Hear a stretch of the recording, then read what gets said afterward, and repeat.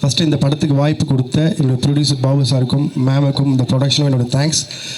And வந்து இந்த படத்தில் இருக்கிறதுக்கு காரணமே வந்து தம்பி கேமராமேன் ஸ்ரீனி, அவன் தான் வந்து இதை உள்ளே கொண்டு வந்தது. கல்லூரி மாறி அதுக்கப்புறம் நானும் மதன் கோபால் அவரும் மதன் டைம் இல்லை மழை பெய்யுது அப்படின்னு சொல்லி அனுப்பிச்சிடுவாங்க. ஸோ அதுக்கப்புறம் வந்து நாங்கள் ஒன்றா சேர்ந்து நடிக்கிற படம் இது தான். இதுவே வந்து ரொம்ப நாளுக்கு அப்புறம் ஒரு நல்ல ஒரு காம்போவாக இருக்கும்.